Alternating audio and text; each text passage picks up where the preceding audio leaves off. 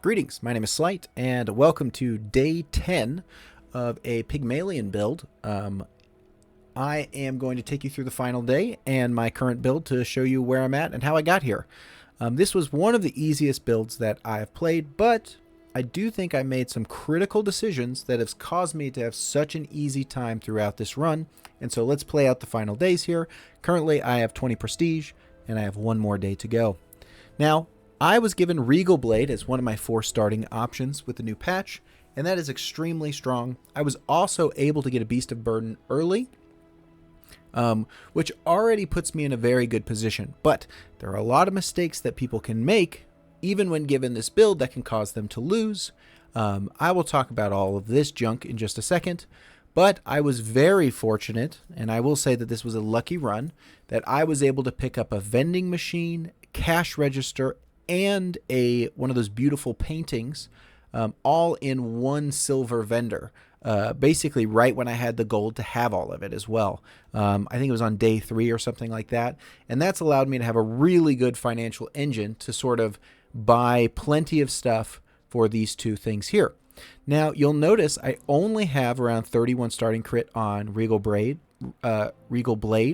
but I am basically using a marble slow factory. That's what everything else over here is doing. Both of these pickles do nothing for me. All they are doing is being used so that they charge marbles. This is being charged by the yellow piggle, all right, which then charges it, which is slightly faster because it's using its cooldown and this cooldown together to charge the marbles. So all of these marbles sends a slow out. I've got a Clamora that I got off of a monster for a little slow at the beginning, along with slowed targets to actually scale up my crit chance as I go through the fight. I've got a little bit of control from initial chill, and I've got a little bit other crit chance scaling here. Interesting here, if you look at this, the number 2 actually covers the percentage mark with that big old bold shadow. A little interesting little tweak there that I'm sure will be changed. But this engine has been critical. This is doing nothing but slowing and providing a little bit of crit, which ends up sometimes mattering. So all that being said, let's move forward with the final day. I think we'll go here. And so this is a weapon, so I'm happy to buy it because it buffs both of my items. Other than that, these 2 are not helpful. We've got to level up. I could go more health. More health is really good. I have literally taken this option 3 times now to go down health. And each time I've taken it, I've only gotten around the same amount of health. But what I do know is that, you know, I need time for these 2 weapons to go off. I have a pretty good chance of single tapping most enemies, but I need to get there. And if I don't focus on slowing things down, scaling up my crit chance so I have a better chance of one-shotting people, and if I don't have enough health, then I'm very likely to lose into the later runs. But 10% health is more here, and I think that is the pick. Burn items, large items, small weapon. Is there a burn item that I could get that would be better than what I'm currently doing? I think it's worth taking a look. I see a spark in you. Let's make it a flame. I don't think any of this is going to be worth it. I'm going to take this and sell it just for Careful with that. the money. It's quite hot. But other than that, I don't see much value in purchasing those. Maybe I'm missing something, but I don't think I am. All right, here, happy to do Awakened District. And so you can just watch this sort of slow factory on the right-hand side here and just watch how many times marble triggers. It's nothing exceptional, but against, you know, a low amount of items like this guy has, it's enough to scale my crit chance. So I was at 20% by the time this attacked the first time, which is pretty good from 0, and this is already at 60%.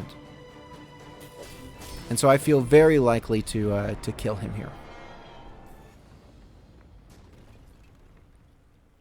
Not all Jabalians are pacifists. Interesting. It's a very strong ability. All right, we could take the free health. I'm very tempted to do that, but it's hard to just pass up the fun of Mysterious Portal. I think it's totally conceivable that 300 health is just the better option there in every situation. I am not going to use this, so I have enough money to buy and sell everything. And so while I'm buying this stuff, it is buffing my Beast of Burden, because it gets buffed every time I buy something. Oh, 32 is a little too pricey for me. I'll buy the butter, though. We're about to fight the last boss. I might die, and if I die, I don't want to have all my money spent, so I'll go ahead. Eagle Talisman is great. That's definitely the play.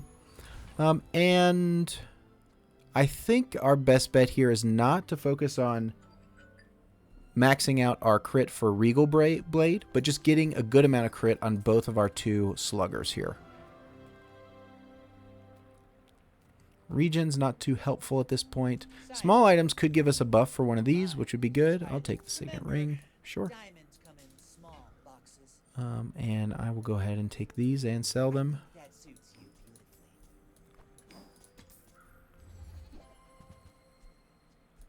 Buyer's remorse never. Be remorseless. I'll keep that one. Buy that? I mean, excellent choice. And that will be our last buff. And I suspect we will be able to win this fight, but we'll see how strong the puffer is.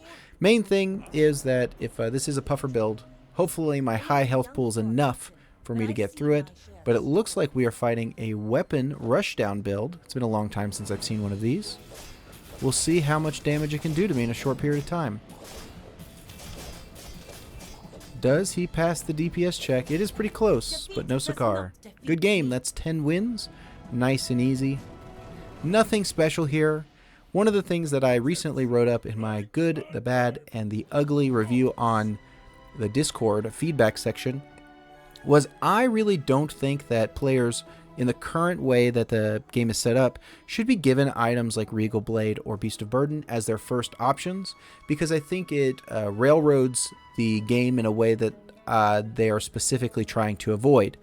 For me, it was obviously the best play to just play around Regal Blade from day one, and that's what I did, and I got lucky with the Beast of Burden, which just fit directly into my already chosen strategy. And literally, the rest of this stuff, I think I made the most of. You can tell that I didn't get anything exceptional, but I didn't need to. So, yep, that's the game. Hopefully that was interesting, and good luck in your next runs.